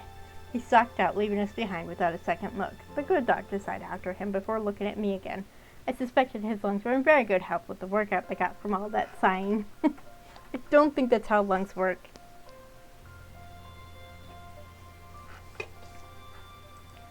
Shall we? This part of the town was so different from the outskirts where Clarice lived. The streets were wide and cobbled rather than narrow and muddied. The houses were all lined in neat rows, sometimes with laundry strung between them, but often not. The art style is different. And there were so many people, and shops with people. It's amazing how much they could build and grow in only a few short years. Humans were truly amazing. Like it? It's interesting to look at. The town is. Everything is. The people, too. Silas was popular. Everyone greeted him as we walked. Dr. McCurran, I heard over and over again. No one greeted me. They just shook their heads and scurried past after giving their greetings to my guide. I apologize for them. I suppose they're just a little wary of you. I'm wary of them as well, so it makes us even. I felt him looking at me as I said it and turned my head to meet his gaze. It was Silas whose gaze fled first. Is it surprising that I'm wary of them? I laughed, rang out softly at the incredulous look on his face. I'm the one who's a prisoner. Meanwhile, I haven't given them a single cause to be wary of me. Why are you so surprised? You just don't seem to be the sort to be wary, that's all. On the other hand, everyone seems to love you. Well, my work means I get to know a lot of people in town. My face is easy to recognize. How lucky for you. I wouldn't call it lucky, it simply is. Wait, he was blushing. So where are we going exactly? Are you hungry? I thought about stopping at the bakery first. I knew my eyes must have lit straight up at that. A bakery? I definitely wanted to go. He laughed and motioned me to follow him. As I stuck close to his side, still watching everything that passed by. The people, the little carts. There was so much. The town had always seemed bustling from above. But you really couldn't quite grasp it when you were looking from far away, could you? It was so different on the ground and among all the movement. If someone was up on the mountainside looking down, I'd look as small as everyone else, wouldn't I? Though I guess I'd always been small. Everyone was. The bakery was fantastic, crowded but smelling of warmth, like a blanket of sweet nuttiness that flooded out into the street. Silas bought me a sweet bun with caramelly richness behind that slightly sour yeasted flavor. It was soft and delicious. Is it good? I've never had bread like this. I can cook, but baking isn't one of my strengths. I always had to be careful about cooking for Grandpa if I didn't want to hurt him, so I never got good practice until he passed away. And it's really not fun cooking for yourself. Basically, my bread tastes like rocks. Oh dear. I hate to say, but baking is not my forte either. I sat on the edge of a little fountain, watching the people pass and munching the last of the bun. Silas pulled off the monocle he wore, fiddling with one edge with a chain attached. That's pretty. Very simple fountain. I took a sip from a mug of coffee he bought me as well. It was warm and bitter, but slightly sweet. I could never really get into drinking coffee. My dad drinks it black. And I just never got into the habit of adding sugar or creamer or anything. I just never bothered. So I get my caffeine through soda. Because I'm not fond of tea either.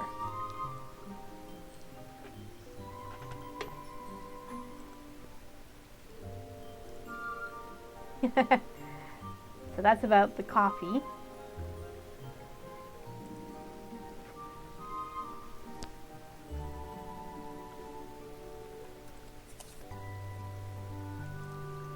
I loved it.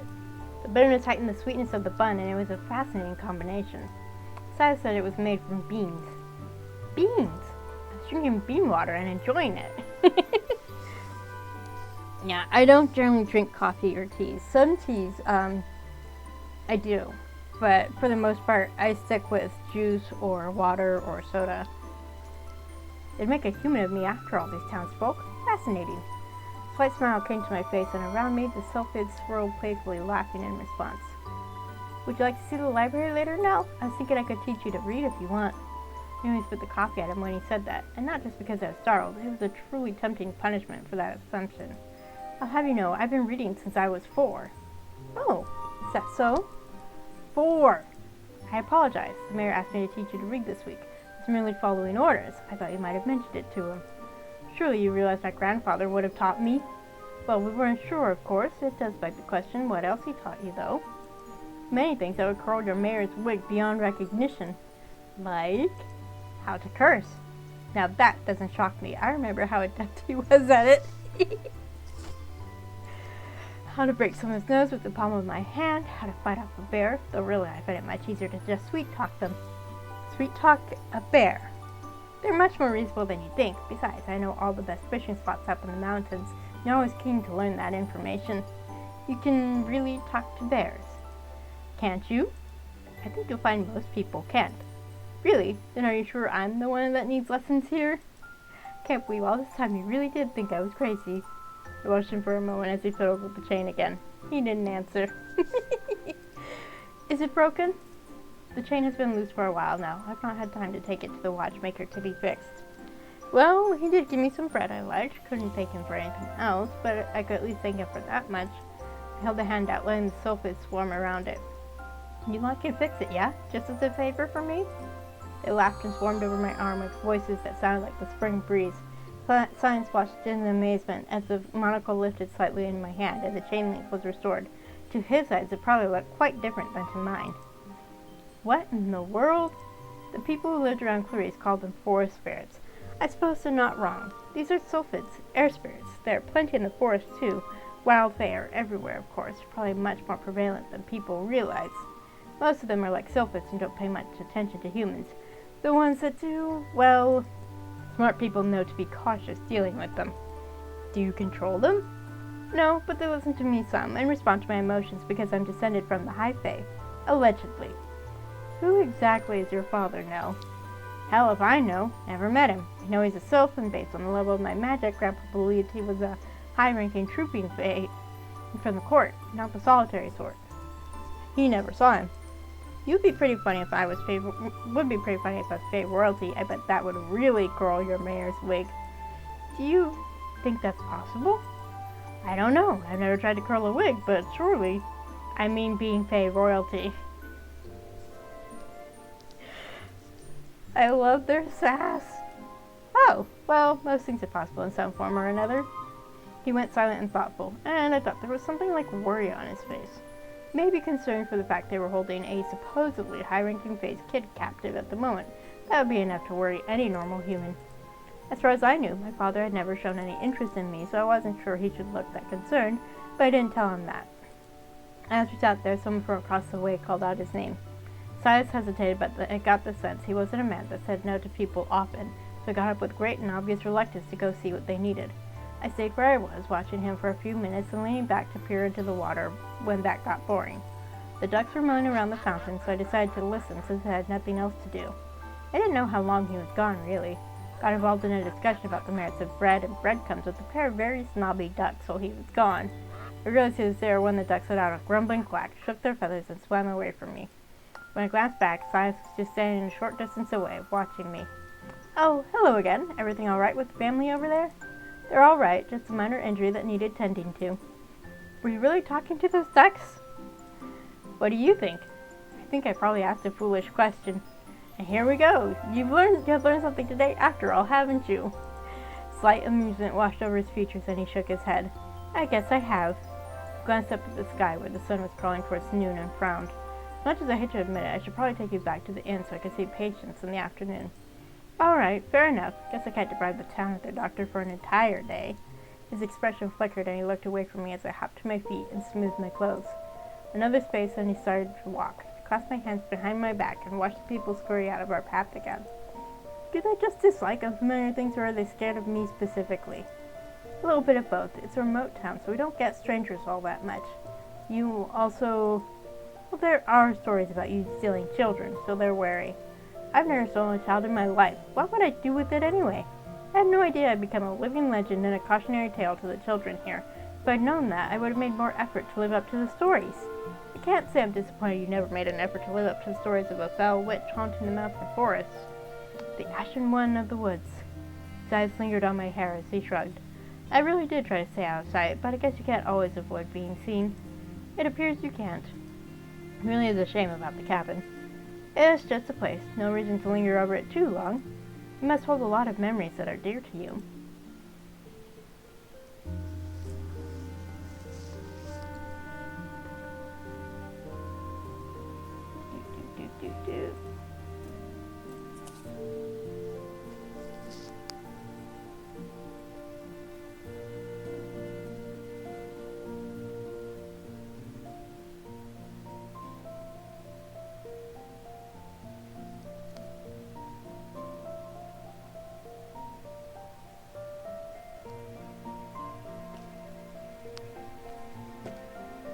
The memories are in my head and my heart. Silas. Not in a musty old house with frogs living in the fireplace. The Fae don't get attached to places. I guess that's sort of sentiment is specific to humans. Of course they do. There are Fae who spend their entire lives in a single tree, and Fae that never stray far from the place of their birth. But for better or for worse, I'm half-Sylph. Breeze may linger in somewhere a long time, but it doesn't stay forever, and it can't be tied to a single location. So we gather things important to us in our hearts. That's all. We were silent for a little while when I started humming under my breath. Silas kept watching me from the corner of his eye, and I kept pretending I didn't see it so he wouldn't feel the need to stop. Eventually he'd speak because the only things he kept to himself were his own memories. When it came to other things he was like an open book, as my grandfather would say. But one that was only open with the beginning. Everything else he kept very closed. I keep getting the sense that you were unbothered by all this. And here we go. I mean, being here and having to stay here and wait for the messenger. It's a little strange, I must say. I think most people would be more upset.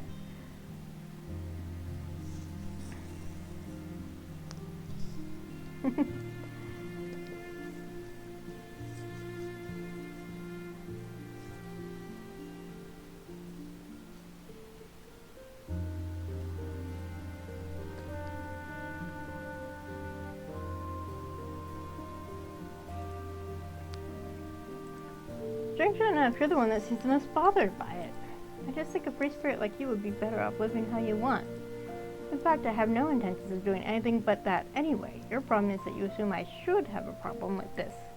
Or that having a problem with it means that a set of specific actions should follow. But there's no reason for me to adhere to those sort of expectations. Right now, I'm just watching and learning. If and when I have enough problem with what's happening to act on it, you'll know.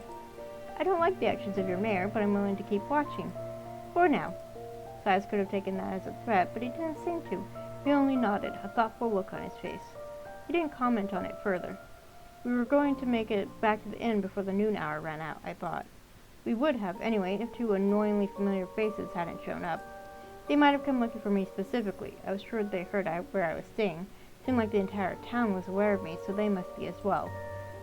They were vindictive creatures. Often they were bound by their own obsessions to do things like get revenge or wreak vengeance on those who wronged them. But humans were either just revenge-bound or else just as petty. Because the moment the two guards saw me and the good doctor, they made a beeline for us. Oh no. Though bee was too kind of comparison. Bees were lovely creatures until you made them angry. It's just that they were passionate. You had to be passionate to be willing to rip your own guts out to teach someone a lesson. These two guards trundled towards us, heavy, angry, and unpleasant, and I'd done nothing to deserve their wrath. To his credit, Silas stepped between me and them, a hand half spread as if to neither protect me or keep me back. Gentlemen? Phew, yeah, right. His shoulders stiffened, and I very much regretted that I couldn't see his face. I hadn't meant for that to slip out, but since it had, I should have at least been able to see his expression afterwards. The two guards just looked angrier. What have you got there, Doc? They looked awfully cozy for a prisoner. Nell isn't a prisoner. They're, he floundered, unsure how to define me to them. A detainee, captive, internee, inmate? This time Silas did look over his shoulder at me with a disapproving glare. I gave him a little smile and shrug, and I could swear I almost saw the corner of his mouth twitch. You know your little friend got off quite easy after assaulting city guards. Both of them need to shut up and just go away. If I might interject, you may not interject, Nell. When I tried to step around him anyway, Silas's arm curved back around me and pushed me firmly behind him. If you dislike the current situation, I encourage you to take up with Mayor Callahan, Mitchell. Or we could take it up with the white-haired kid behind you. I'm afraid I'm going to have to ask the two of you to stand down. This person has been put under my guardianship for the time being. We weren't talking to you, Doctor. Mitchell put his hands in the center of Silas's chest. And shoved him straight into me. I wasn't a weak person, but Silas was bigger than me, so I didn't quite manage to catch him. I did break his fall, though, so that was a plus for him. My tailbone, however, was not pleased. Jeez, these two are asses. How did they end up guards?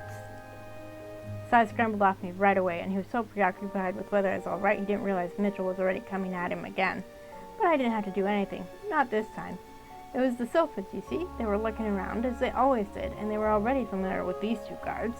This was the second time they were upsetting me. Silas realized something was wrong when the temperature fell sharply. Mitchell didn't quite catch on until I sent a little whirlwind into his ankles to send him sprawling. That was when the first big gust of wind hit. Owen was standing mouth agape, staring at the sky as it went black overhead with clouds that sprang up out of nowhere. This time the Sylphs were genuinely angry. I was already scrambling to my feet, clutching Silas's wrist as I ran, because the smell of wet earth was upon us, the birds were shrieking, and it was about to go bad. Women were clutching their skirts and bonnets as we ran past. A man was chasing after his hat as it went tumbling away before the Sylphs swept it into the sky and ripped it apart. And the rain would hit any second.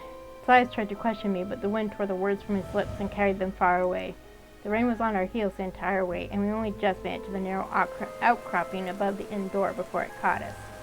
We stood under the ledge trying to catch our breath as we watched the town people scatter and the storm crash down. Lightning cracked across the sky, shouting rage and contempt, and this time it was no small, windy tempest. The rain was coming down in sheets, and our ledge was a poor shelter, but we both watched in awe as the storm tore across the rooftop. This isn't you, I take it? Nope, the Sylphs again. Can you make them stop? I'm not the one who made them start. They're wild-faced, Silas. They listen to my requests sometimes, but they mostly do what they want. They're furious, and it is far beyond me to calm them down. You'll have to wait until their rage is spent before you see the sun again. Silas wiped the water from his forehead, placing the off-kilter monocle in his pocket as he watched the sky unleash the fury of the storm. Will you be able to see patience in all this? Well, there'll be a few, no doubt. Do you work far from here? Far enough to get soaked. I should have brought a coat. And one of those things. I made a motion with my hands. Grandpa had one, a ratty and beat-up old thing. We hadn't had much use for it mucking around in the woods. An umbrella? That's the one. Well, it was sunny this morning. True enough. How long will they stay mad, do you think? I shrugged. The longer the better, really. If they take their anger out on the entire town for a day, it'll mean Owen and Mitchell will fare better. You wouldn't want this rage directed at just the two of them, would you? Silas looked at me a long time, and maybe he was wondering why I wasn't more vengeful myself. I guess not. You should head up to your room. Get out of those wet clothes. I'm not that wet, but I reckon I'll go warm up if the good doctor insists it's necessary. He nodded and started to step out into the rain, but I caught the edge of his sleeve. Thank you for the bread, and the coffee, and taking me around the town today. Just doing what was asked of me. Take care, Nell. Be careful out there. He nodded again and dashed out into the splashing rain, laughed a little at the failed attempt to shield his head. And then I sent a little breeze after him. He didn't notice rolling above his head, but it was just enough to keep a little of the rain off him as he ran. Aww. Dean finished alone in my room with the oppressive storm raging outside. I didn't know if the Sylphs were that angry or if they simply thought it was an excuse to run amok. They didn't care for me that much, so it might just be the latter. I had dinner with the rain relentlessly beating against the window, wind rattling the panes, and the voices of the Sylphs screeching their anger toward the skies. They were still at it when the sullen maid took my dinner dishes away, and when I finally blew up the lantern and settled into the squeaky bed. But sometime in the night, the storm turned to steady rain. The rain-smeared lights that peeped through the window softened. The sound of rain followed me into my dreams as the wind and thunder cooled with the fury of the Sylphs. I wondered what tomorrow would bring besides the sun and that brilliant smell of a world where the grime and grit were at least temporarily washed away. Okay, part 5. Okay. That's it for today. I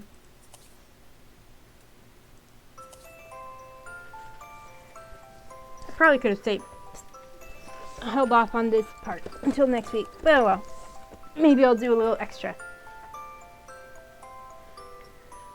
Okay, my plan is to apparently finish this next week. On Wednesday, I will hopefully be back with more of classic Cata. There we go.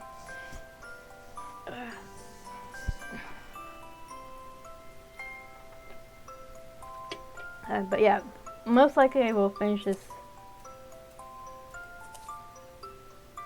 Ooh, pretty. I love the artwork. But yeah, it seems likely I will finish this next week, and depending on how long it takes me, maybe try some of the other options. But for now, I hope you all have a good week, have a good Pride Month, since it's June as of this recording. So take care, and see you next time. Bye!